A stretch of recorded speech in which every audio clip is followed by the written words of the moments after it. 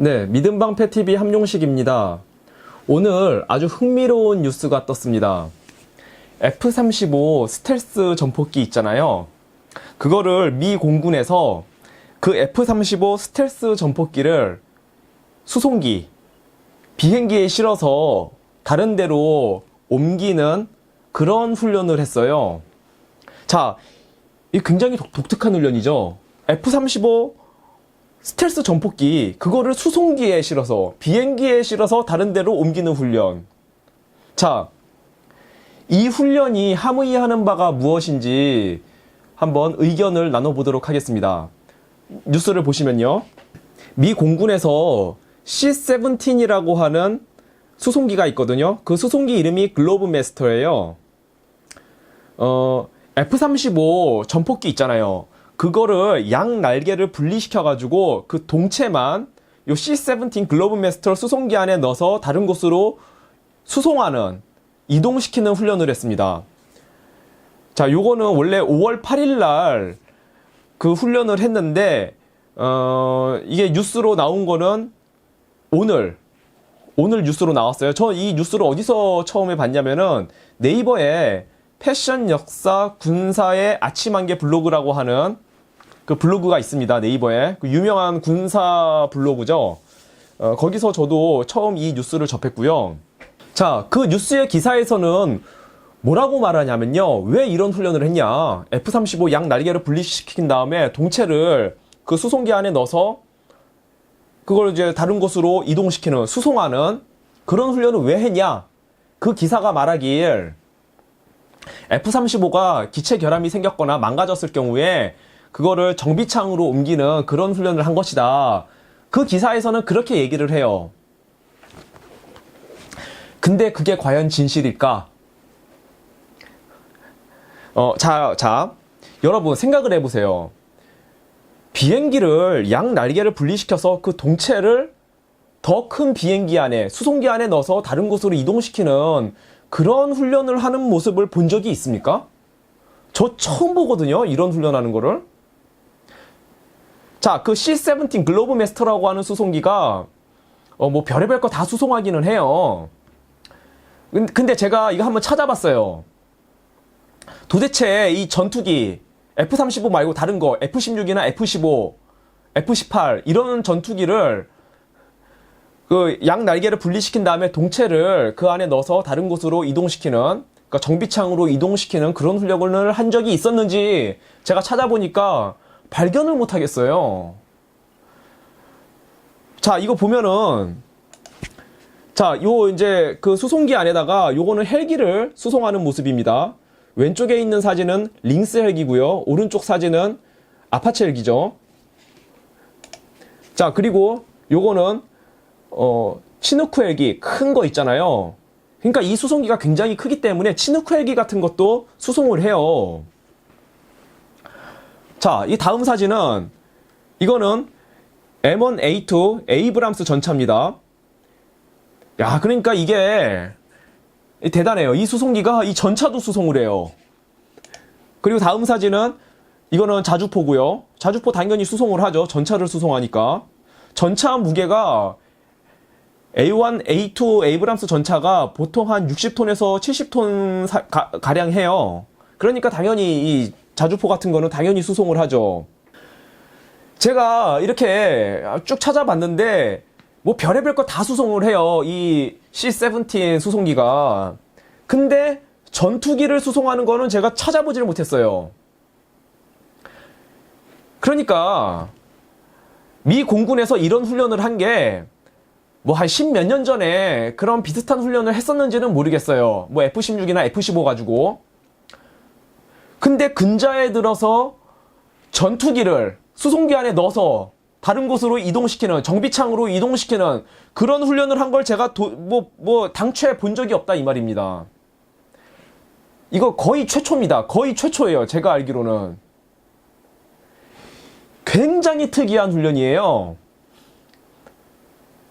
자, 이 훈련을 왜 했을까? 아, 그 전에 요 C-17이라고 하는 글로브마스터, 이 수송기 한번 잠깐 알아볼게요. 자, C-17A 글로브 마스터 3인데 이거는 전략 전술 전천후 수송기입니다. 이 전략 수송기라는 거는 아주 먼 거리, 뭐, 10,000km 이상 되는 먼 거리를 비행을 해서 뭐, 전략적인 큰 작전을 수행할 때 사용되는 수송기를 전략 수송기라고 하고요. 전술 수송기는 뭐, 그보다 규모가 작은, 수송, 그런 거를 할 때 전술 수송기라고 합니다. 근데 이 C-17이라고 하는 수송기는 전략 전술, 전천후 수송기고요. 자, 이거 최대 적재량은 77톤입니다. 그러니까 아까 M1A2 에이브람스 전차 이런 것도 수송을 하는 거예요. 그리고 이거는 가장 특이한 장점이 뭐냐면은 활주로 길이는 910m, 그리고 폭은 18m, 요 정도만 되면 이착륙이 가능한 수송기예요. 이거 굉장히 큰 수송기잖아요, C-17. 근데도 보통 수송기들이 이착륙을 하려면 활주로 길이가 보통 2, 3km는 넘어야 되거든요. 근데 이거는 910m, 1km도 안 되는 활주로만 있으면은, 그리고 폭은 18m 정도만 되면은 이착륙이 가능한. 그런데도 굉장히 많은 양을 적재할 수 있고, 그러니까 이 C-17이라고 하는 수송기 정말 물건이에요, 이거는. 정말 그 보잉사에서 아주 걸작 수송기를 만든 겁니다. 그리고 그 사드 있잖아요. 우리나라 성주에 배치된 사드. 그것도 이 C-17 수송기가 싣고 왔어요. 그러니까 이 C-17 수송기는 별의별 거 다 수송해요. 근데 전투기를 수송하는 모습은 한 번도 못 봤다 이 말입니다. 자, 미 공군에서는 이 독특한 훈련을 왜 했을까? 이게 과연 F-35가 고장났을 때 그거를 정비창으로 옮기기 위한 뭐 그런 걸 위해서 이 독특한 훈련을 했을까? 거의 제가 봤을 때 10몇 년 만에 처음 하는 훈련인 것 같은데, 20몇 년 만에 혹은 10몇 년 만에 처음 하는 훈련인 것 같은데, 이런 훈련을, 이런 독특한 훈련을 과연 그 고장났을 때를 대비해서 한 훈련인 것인가? 저는 아니라고 봅니다. 저는 이거를 미 공군이 왜 이런 훈련을 했냐면은 F-35 전폭기, 스텔스 전폭기를 아무도 모르게, 북한만 모를 뿐 아니라 러시아와 중국도 모르게 몰래 일본과 그 오키나와 공군기지에다가 이거를 몰래 갖다 놓기 위해서 이 훈련을 한 것이다 라고 저는 생각을 합니다. 왜? 제가 몇 달 전에 북한에 대한, 미국이 북한의 군사 옵션을 행했을 때 어떤 방식의 작전을 써야 하는가에 대해서 몇 번 동영상을 만들어서 올린 적이 있어요. 그때 제가 뭐라고 말씀드렸냐면은, 미국이 북한에 대한 군사 공격을 하려면은 이거는 굉장히 역사적인 전쟁이 되는 거예요. 왜? 북한은 핵무기를 갖고 있잖아요. 그러니까 이거는 핵을 보유한 국가에 대한 재래전을 통한 최초의 전쟁이 될 것이다. 북한에 대해서 미국이 핵 공격을 하지 않죠. 이게 뭐 중국이나 러시아를 상대로 한 전쟁이 아니잖아요. 그리고 뭐 중국이나 러시아를 상대한다 그래도 어느 지도자가 감히 100만 명 이상의 사상자가 발생할 수 있는 핵무기를 쓰고 싶겠냐 이거예요.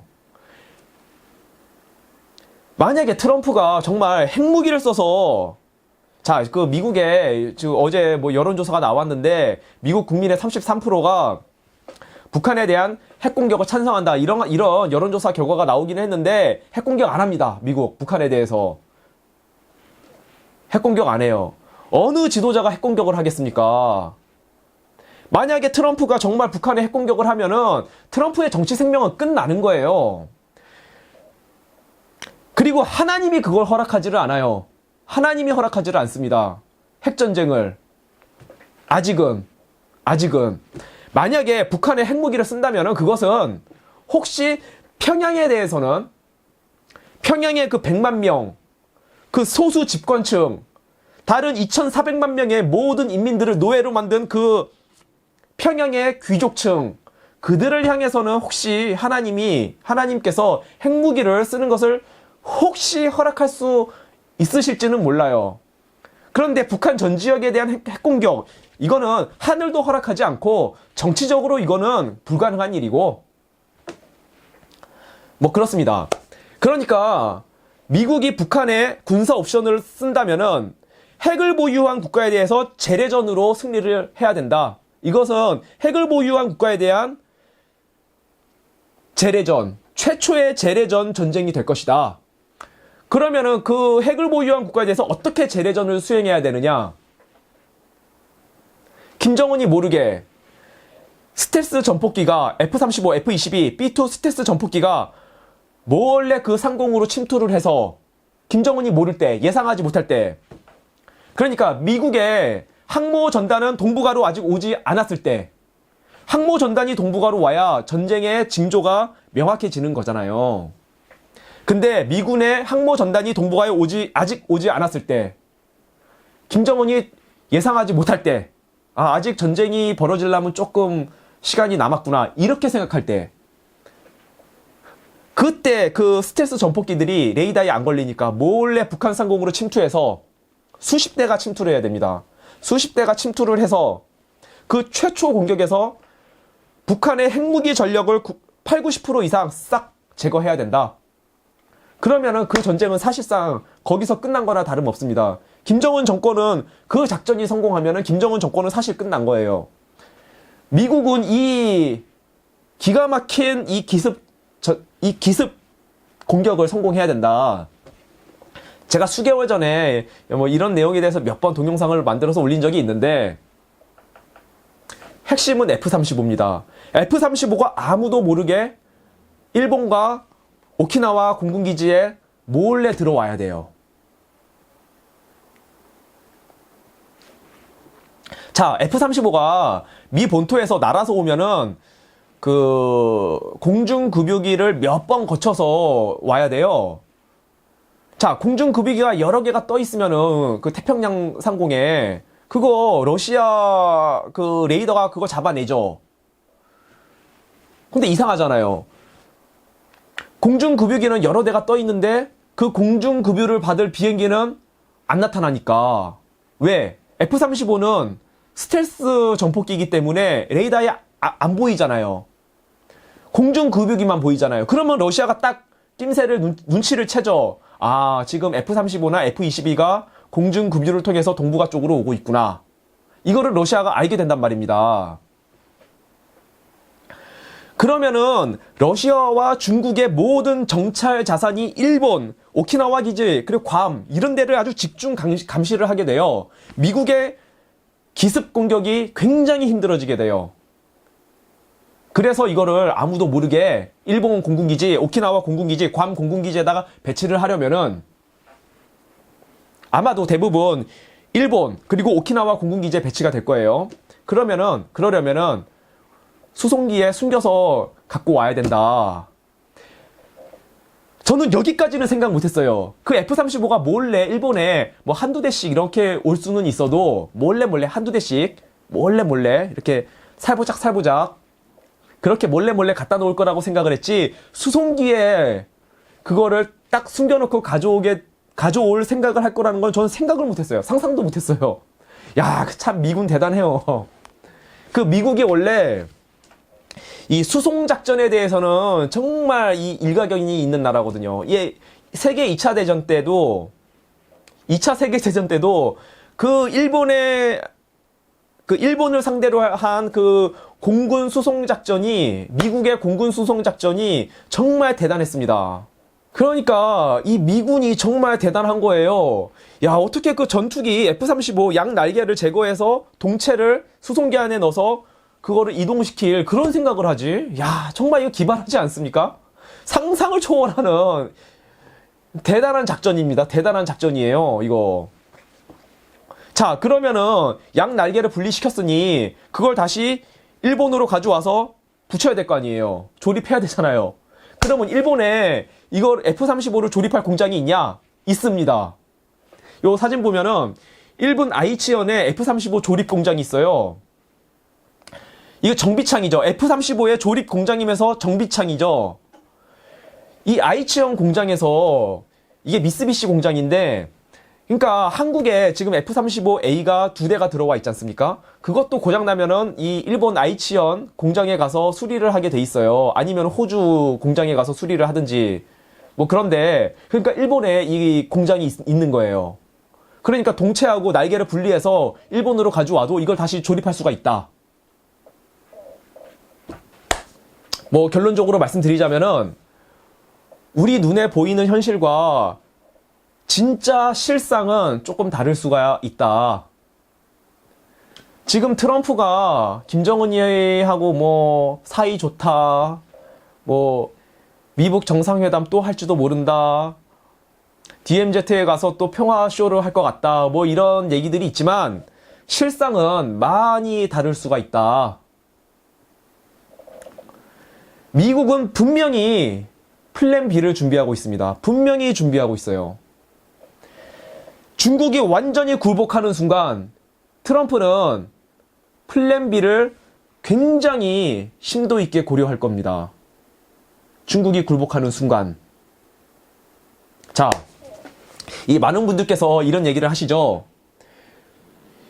야, 트럼프가 북폭을 해주길 기대하는 거는 이건 좀, 야, 우리의 운명은 우리가 스스로 개척하는 거지. 왜 트럼프 같은 사기꾼 같은 사람한테 북폭을 해주길 기대를 해. 우리 운명은 우리가 개척하는 거야. 이렇게 말씀들 많이 하시잖아요. 네, 그 말씀 기본적으로는 맞는 말씀이에요. 또한 우리 기독교인의 입장에서 봤을 때도 우리 대한민국의 운명은 하나님의 은혜의 도우심에 달려있는 것이지 우리가 트럼프라는 개인을 너무 맹목적으로 추종하는 것은 옳지 않다. 이거 인정합니다. 인정하고요. 기독교인이라면은 마땅히 트럼프라는 일 개인이 아니라 하나님을 의지해야 됩니다. 그렇죠? 근데 우리가 이거를 아셔야 돼요. 뭐냐면은 만약에 김정은 정권과의 최후의 대결이 전쟁으로 결판을 볼 수밖에 없다면은 우리는 반드시 미국의 도움이 필요합니다. 김정은이 핵 포기 안 하죠. 김정은이 핵 포기 안 하는 거를 미국은 가만히 두고 볼 수가 없죠. 아, 미국뿐만이 아니라 우리도 두고 볼 수가 없죠. 사실은 우리가 가장 두고 볼 수 없죠. 우리 대한민국이. 미국이 두고 볼 수 없기 전에. 자, 김정은 핵 포기 안 하는 거 안 할 거고 미국은 이걸 두고 볼 수 없고 그러면은 언젠간 터질 수밖에 없는 거예요. 지금은 중국이 굴복할 때까지 트럼프가 시간을 끄는 것일 뿐이지 이거는 언젠가 터질 수밖에 없습니다. 구조적으로. 뭐 북한에서 쿠데타가 일어나거나 아니면 김정은이 그냥 뭐 어쩌다 뭐 스스로 뒤지거나 이러기 전에는 이거는 구조적으로 언젠가는 빠른 가까운 미래에 전쟁이 터질 수밖에 없어요. 이 냉정하게 생각했을 때 우리가 정말 냉정하게 생각했을 때 그렇다면 우리 대한민국은 미국의 도움이 반드시 필요하다. 왜? 김정은은 핵을 갖고 있으니까. 핵을 갖고 있는 나라에 대해서 재래식 공격으로 승리를 거두려면은 자, 뭐 우리 대한민국도 핵을 갖고 북한도 핵을 갖고 이렇게 그냥 쌍쌍이 다 핵을 갖고 치킨 게임을 하다가 그냥 다 같이 공멸할 거 아니라면은 우리는 재래전으로 북한을 제압하고 김정은 정권을 드러내야 됩니다. 재래전으로.